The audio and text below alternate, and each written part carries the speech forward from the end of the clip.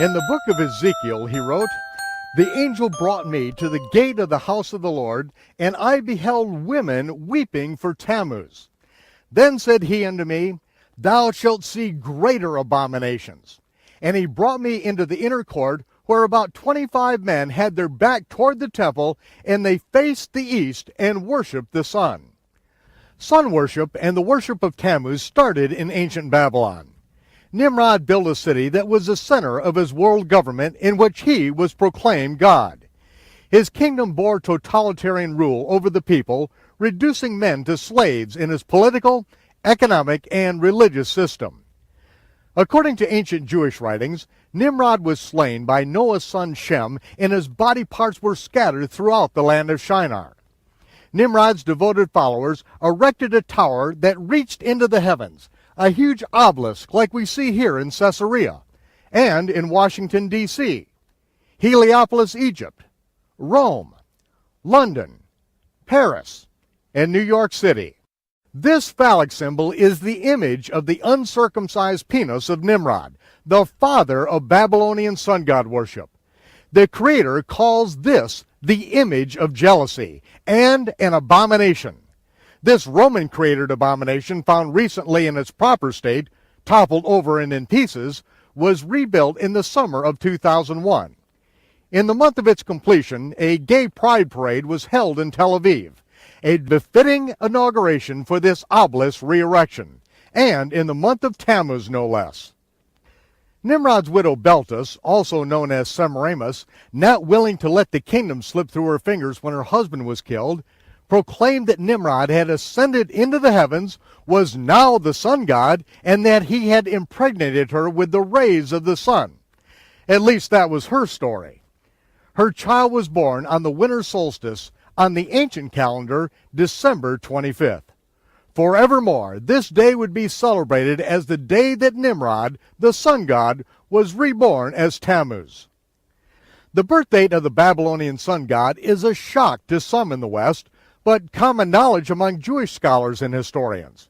Israel was taken captive into Babylon for their disobedience concerning sun god worship. We had also been captives in Egypt, where we took on the worship of Ra, the Egyptian sun god, who was born on December 25th.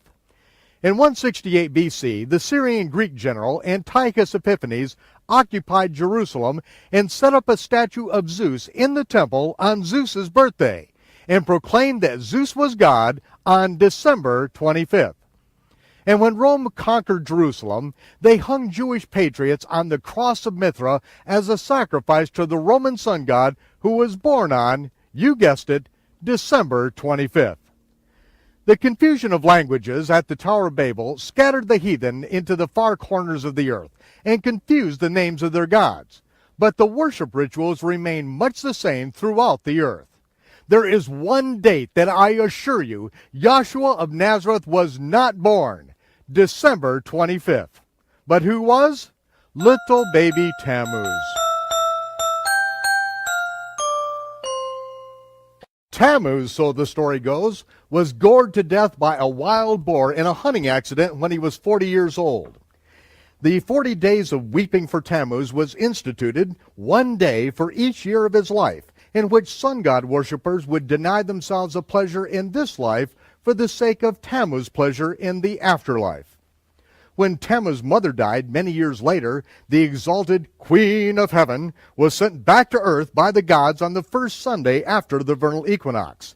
Nimrod's wife arrived in a giant egg which landed in the Euphrates River and broke open to allow her to emerge, reincarnated as the bare-breasted goddess of sexual desire, Easter.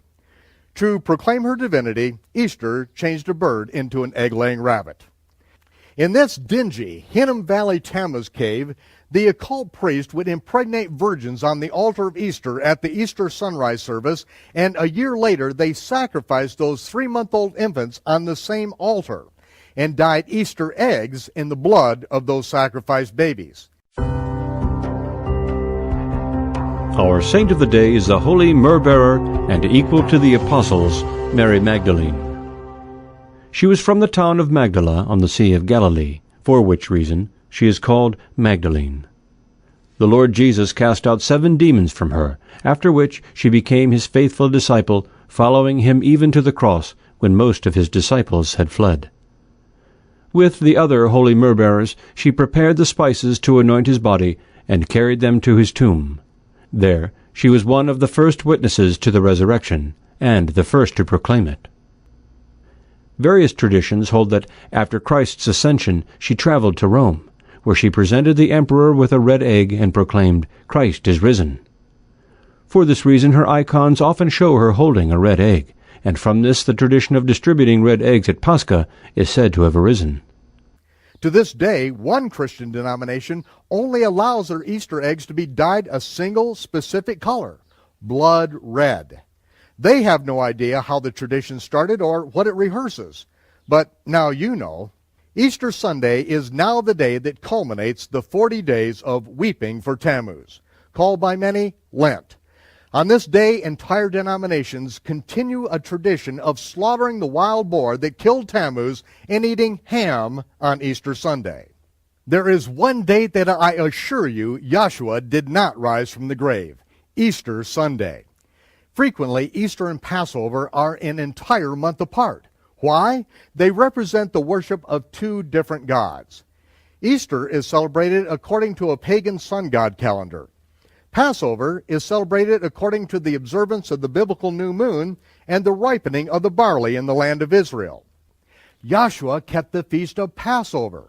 All of the rehearsals that were embedded in that feast were fulfilled the year of his death and resurrection. He was the final Passover sacrifice. His sinless blood paid the price for our redemption. On the other hand, Easter is a rehearsal of child sacrifice and fertility rites of pagan sun god worshippers. Which celebration should you keep?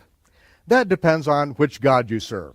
It's your choice. But now you understand why the Holy One instructs us.